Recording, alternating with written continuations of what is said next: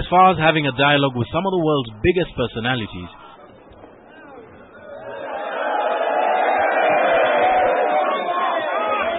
Today's public debate with U.S. Secretary of State Hillary Clinton was quite the conversation. Clinton, in a public debate hosted by the Nairobi University and aired by KTN in conjunction with CNN, answered candidly what many Kenyans considered a major impediment to development, the pace of reforms, and she brought pressure to bear on the government.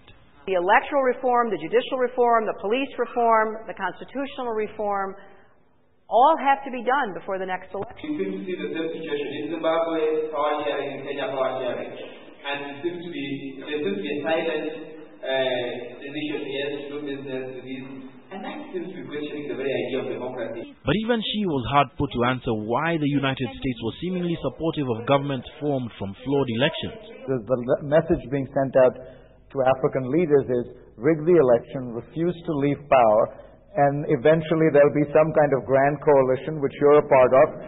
Is that going to solve the problems of the country? No, it is not. It is not going to solve the problems of the country.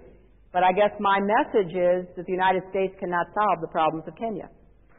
There may have been a host of issues up for discussion at today's public debate with U.S. Secretary of State Hillary Clinton, but the issue many Kenyans kept on returning to was one of reform. And on that ticket, Hillary Clinton said of people who are suspected to have perpetrated crimes during the post-electoral period, as well as people suspected of corruption crimes, that the United States, despite not being a signatory to the ICC, was watching and would target them and not Kenyans.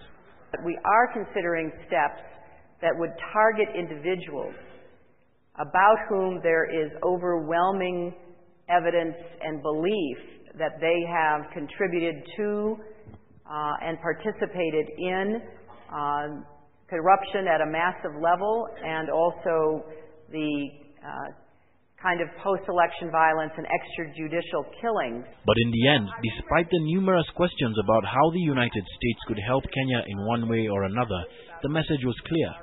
We can, try to highlight good practices, but it has to be done by the people of Kenya.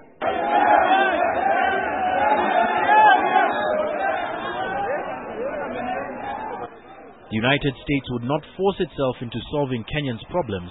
That task remains a purely Kenyan one to fulfill. John Allen, KTN Prime.